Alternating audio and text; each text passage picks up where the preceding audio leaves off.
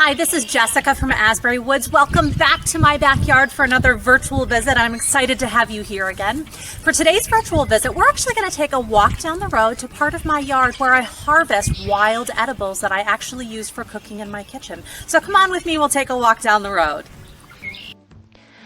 When foraging for wild edibles, we want to stick close to home, preferably on our own property. We want to travel safely and we want to avoid places that might be polluted with chemicals.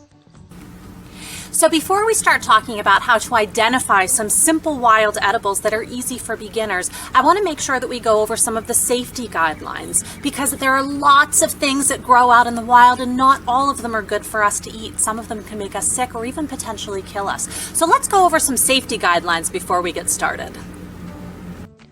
When planning to forage for wild edibles, it's important to have as much information before you head out as possible. We have to know about wild edibles before we can go to find wild edibles. Don't be afraid to consult an expert and be sure that you plan ahead for your trip.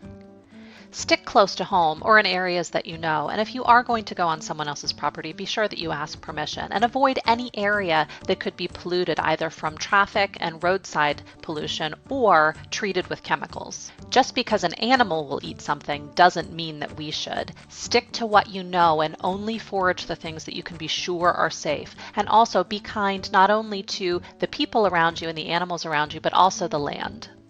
And number 10, because it bears repeating again, be sure that you know before you go. Never guess when you're collecting wild edibles.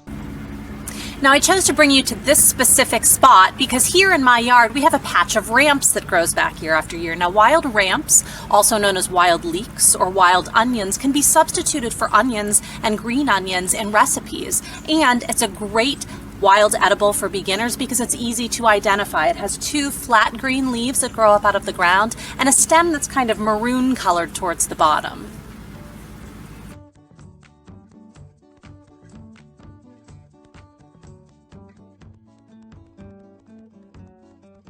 Now wild ramps generally grow in places that are kind of wooded or along creek banks.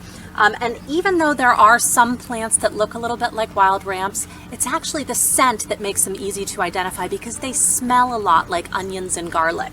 And so when we're going to harvest wild ramps, we want to kind of dig into the ground a little bit. We want to make sure that when we pull out the plant, we're pulling out all the way down to this bulb. And it'll look kind of like a little onion, almost like a green onion towards the bottom with these leaves. And if you kind of rub it or bruise one of the leaves, you can smell the onion and garlic smell. Now, this is something you will definitely be able to eat if you're looking to social distance because it's a very pungent aroma and a very pungent taste, but it's very delicious if you use it in cooking. Now, when we're harvesting any wild edible, most wild edible plants are not easily replanted by humans. So I would never come in and harvest an entire patch of ramps. You really only want to take what you'll use for 1 or 2 meals, and then you can always come back if you need more, but you want to leave plenty of plants so that the plants can continue to come back year after year and you're able to enjoy those edibles year after year. A couple other really awesome wild edibles for beginners to start with are dandelions, violets, cattail shoots, and a few others.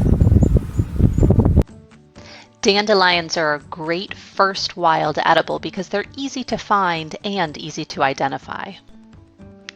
The entire plant, leaves, roots, and blossoms, is edible on a dandelion. We wouldn't want to harvest these dandelions on the side of the road though because of all the chemicals that come off of the road. In my yard, this spot would be a better choice. It's further from the road. There are no animals other than wild animals that come through here, and our lawn isn't treated.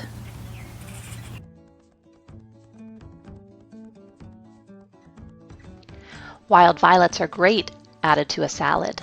My favorite thing to do with wild violets is to infuse a sugar syrup and use them for drinks, both adult beverages and things like lemonade and tea.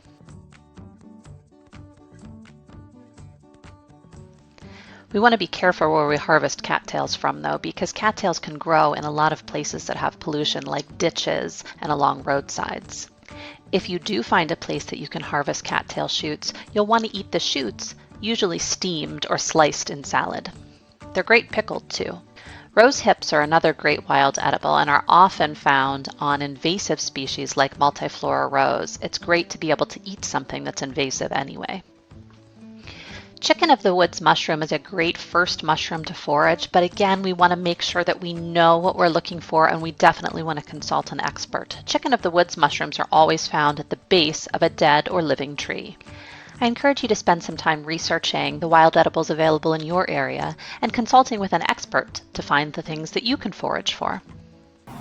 Now that we've spent some time learning about wild edibles and foraging for wild edibles, let's head on into the kitchen and make something delicious with our wild edibles. Now I'm going to share a basic scone recipe with you that you can either make savory with wild ramps, or you can substitute green onions if you can't find any wild ramps. And I'm also going to give you a sweet version that uses dandelion blossoms. But if you don't have dandelion blossoms, you can certainly add in fresh mint or any kind of herb that you might enjoy, along with some sweet sugar. So come on into my kitchen and we'll get started on some scones.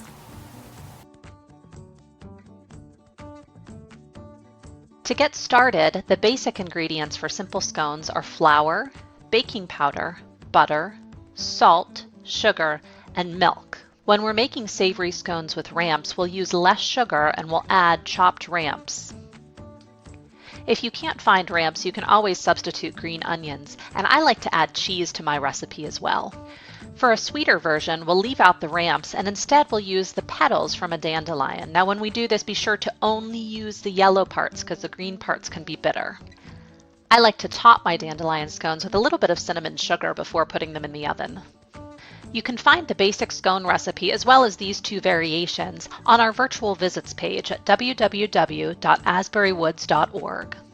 Well, thank you so much for coming back to my backyard for another virtual visit. I hope you had fun today learning about wild edibles and that it's something you'll consider learning more about in the future. Until we can get together again at the Nature Center, please stay safe, stay healthy, get outside and get some fresh air, and come back and visit us again for more virtual visits.